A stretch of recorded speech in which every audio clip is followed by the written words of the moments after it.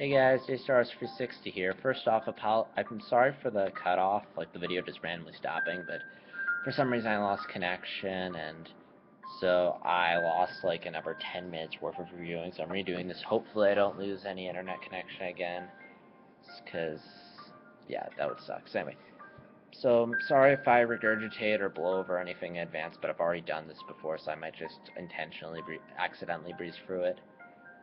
So yeah, so back to the review. So, oh yeah. So there's tons of content in this game, as I mentioned. There's lots of secrets to find in the world. There's side quests, Coliseum challenges, which are lots of fun, optional bosses. I don't know if I've mentioned this yet, but if I haven't, there are upgrades for your Keyblade, which you can unlock, and those really help.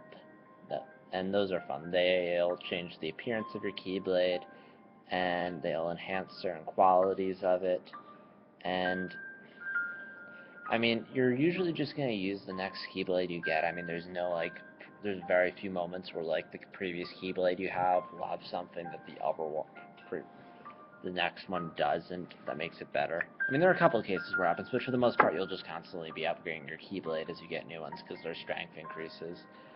There is one really powerful Keyblade can unlock in the game that I've never had the patience to unlock. I always start a new game whenever I get to the end game, so I never have unlocked it. But there's this thing in the game called synthesis, item synthesis, where basically you gather items dropped by enemies, and you bring them to the shop, and you can have the items you collected combined to form a new item. And if you do all the possible item syntheses, you can synthesize items to create the ultimate weapon, which is the most powerful Keyblade in the game. So Donald and Goofy also have kind of ultimate weapons, which you can unlock in the Coliseum.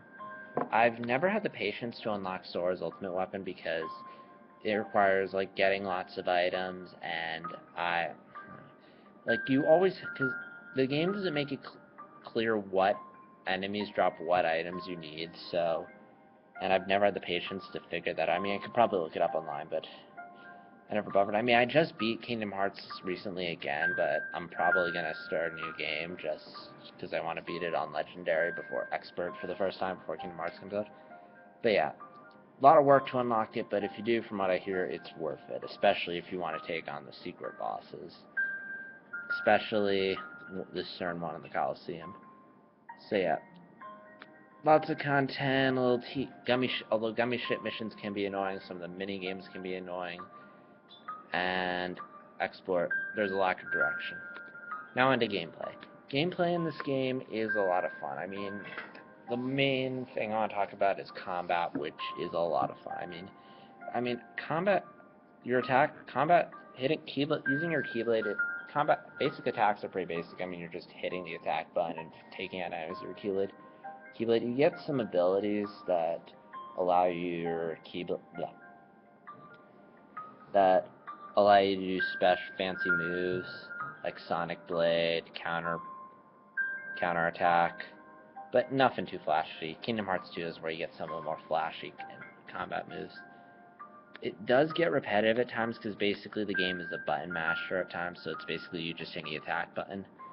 But it's fun. The thing that makes combat interesting for me is magic, which some people don't like to use, but I personally really enjoy it.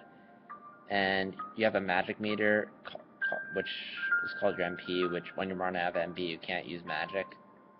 But I still find it really fun. There's lots of powerful spells you can use, some really good defensive and offensive ones.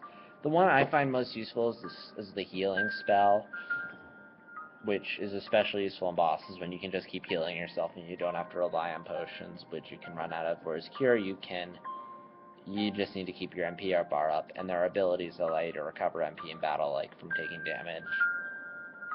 So, and there's also Arrow, which allows you to form a shield around yourself.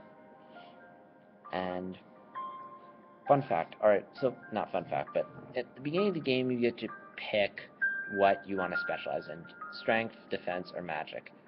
Depending on which one you pick is going to determine what stats will be the highest at the start of the game, and it'll also determine which abilities what you're going to have the most abilities of: strength, defense, or magic. but you also have to give up something, so that's the one you're going to start at the lowest on as far as stats go, and also what you're going to receive the less abilities of. I chose Magic and gave up Strength, because Magic is kind of a defensive, offensive weapon.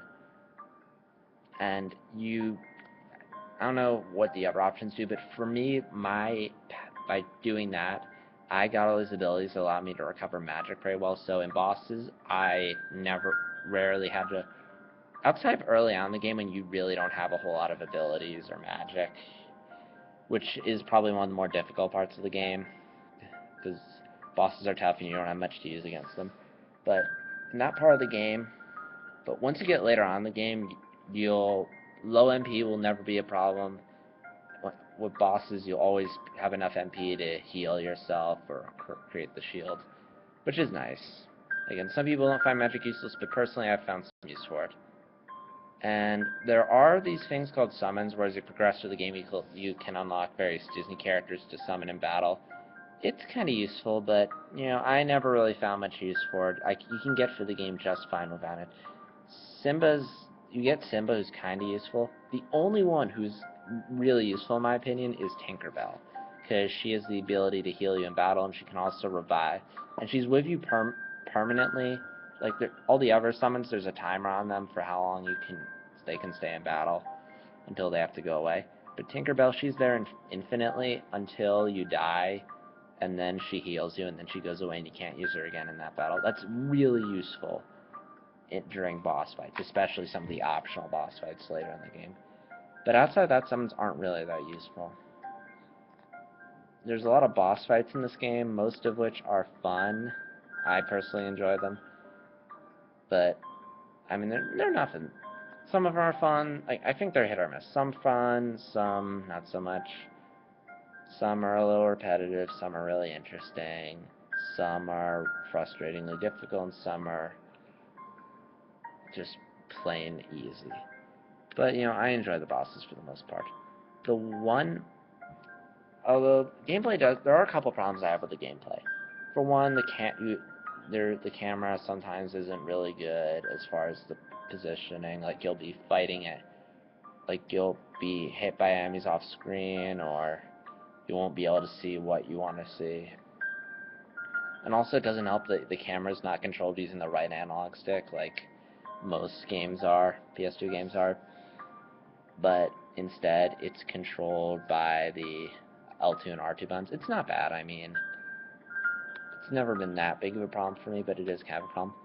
A big gripe I have with gameplay, though, is that you cannot skip cutscenes. Cutscenes in this game are, I mean, it's not bad. I mean, if you enjoy the cutscene, none of the cutscenes in this game are ridiculously long, but it is annoying, like, when you die to a boss, and the cutscene before the boss is a minute or two long, and you have to sit through that cutscene again whenever if you want to try the boss fight again. And it's annoying if it's a hard boss and you keep dying, and you keep wanting to get right into the fight, but you have to keep sitting through this cutscene. I mean, they fixed this in, I don't know about Final Mix, but Kingdom Hearts 2, they've addressed that. Like, it can be really annoying, especially if there's a lengthy cutscene right before the boss.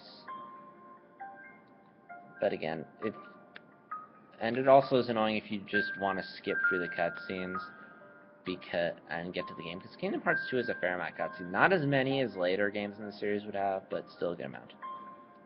And alright, so that's gameplay. I'm gonna stop this video now, so if something happens, I won't have to redo everything. And I'm gonna work on part 3 right now, where I'm gonna talk about the presentation and my final thoughts of the game. JStar360, signing out.